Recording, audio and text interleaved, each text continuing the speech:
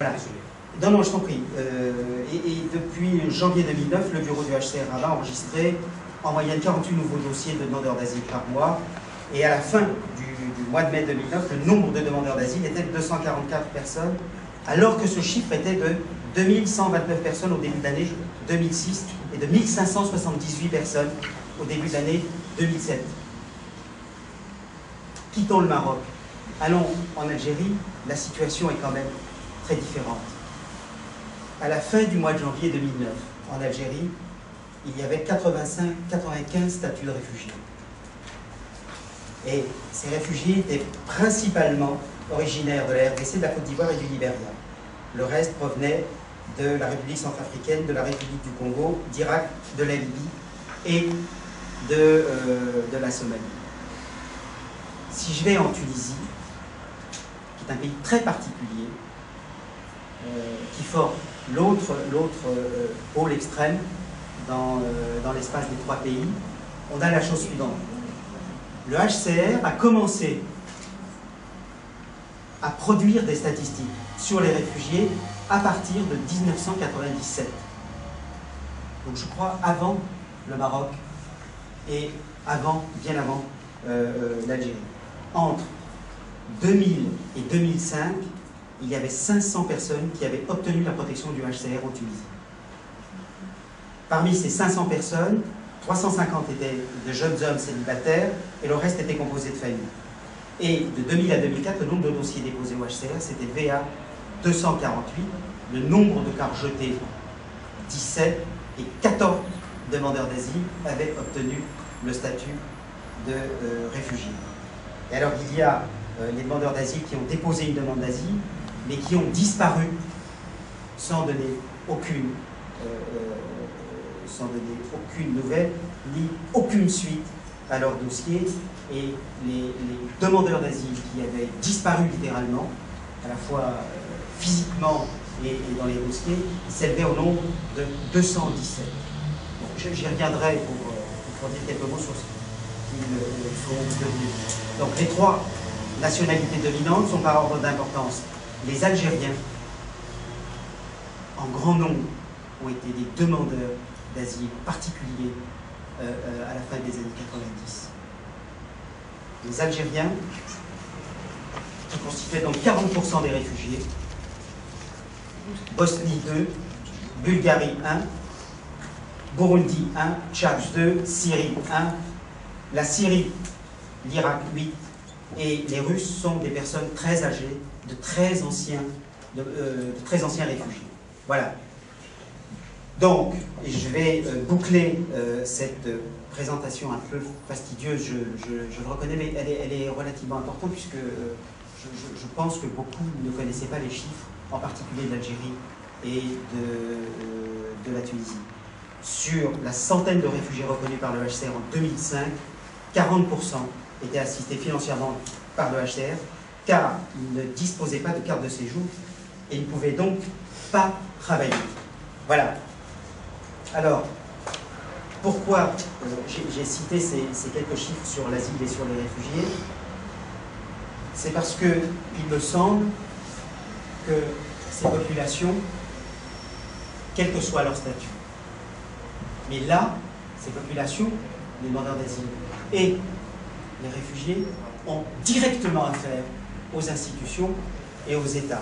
Et les États ont directement affaire non seulement à ces populations, mais elles ont affaire aussi aux institutions internationales, et en particulier le HCR. Pas à l'OIM, car l'OIM n'existe pas en Algérie.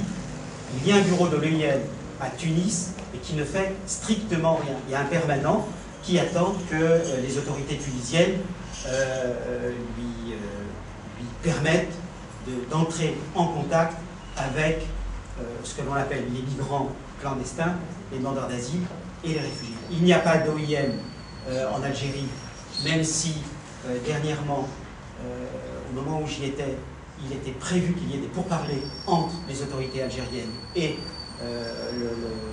l'OIM, mais au Maroc, il y a l'OIM qui s'active, et pas simplement qui s'active, qui rapatrie, ce qui est quand même relativement nouveau, et ce n'est pas, statistiquement mineur, c'est pas du tout statistiquement négligeable.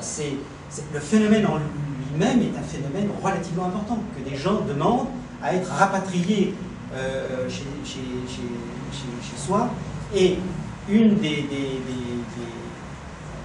dernières nouveautés, si je puis dire, c'est que de plus en plus de personnes issues du Nigeria qui ont toujours constitué des catégories à part, pas simplement au Maroc, ils constituent des catégories à part en Algérie, ils constituent des catégories à part en Tunisie, et ils constituent des catégories à part aux yeux même des subsahariens et aux yeux de la population algérienne et aux yeux des autorités algériennes et tunisiennes. Et du même coup, cette perception différentielle, bien évidemment, produit des effets tout à fait concrets sur les conduites institutionnelles ou les conduites étatiques ou sur la production des visions des institutions. Mais surtout, ce que je veux dire, c'est que ces populations, quelles que soient leurs conditions, sont de vrais analyseurs, sont de vrais facteurs, si je devais parler comme Sayad, sont des vrais facteurs de dénaturalisation. Avec les étrangers, plus rien ne va de soi. Pas simplement vrai pour le Maroc, l'Algérie et la Tunisie, c'est vrai partout ailleurs. C'est-à-dire, c'est vrai à chaque fois qu'il y a la présence de populations embarrassantes pour tout le monde. Et quand je dis embarrassant pour tout le monde, c'est embarrassant pour les populations qui sont embarrassées d'elles-mêmes, mais aussi des populations embarrassantes pour les autorités et des populations embarrassantes aussi pour les chercheurs.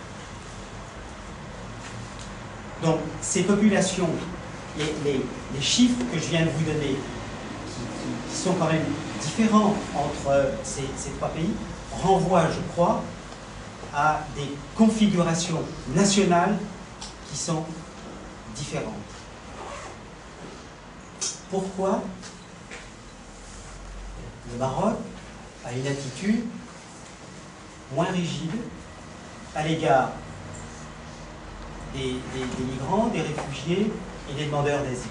Si, par exemple, on compare les autorités marocaines, voire même la société marocaine, je retire voire et la société marocaine, comparativement à la société algérienne et à la société française.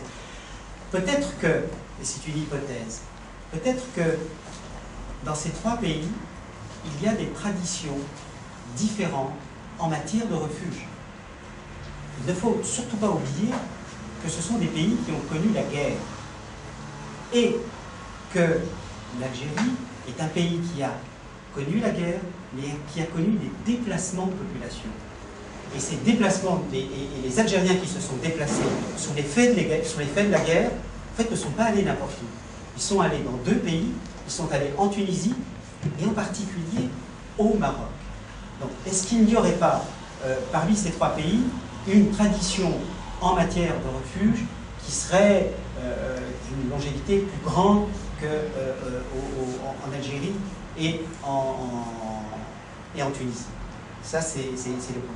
Donc, ce que je veux dire, c'est que quand on regarde ces populations, il ne faut pas simplement les regarder par le bas, il ne faut pas simplement les regarder dans leur rapport aux institutions, aux États, il ne faut pas simplement regarder la manière dont les États traitent ces populations, il faut aussi regarder ce qui fait leur différence, ce qui fait leur rapport différentiel à la question de l'étranger et à la question du refuge, qui est une question et un enjeu éminemment politique. Éminemment politique, car le refuge, ce n'est pas la migration. Le refuge a partie liée à la persécution et a partie liée à la protection.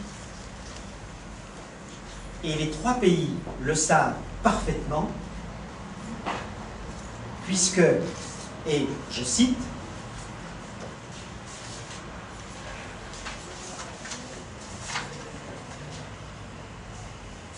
c'est l'article 15 du traité instituant l'Union du Maghreb arabe qui stipule très exactement la chose suivante. C'est pour ça que je dis que c'est un enjeu éminemment politique, et bien évidemment, les autorités savent que c'est un enjeu éminemment politique. Pas l'immigration clandestine.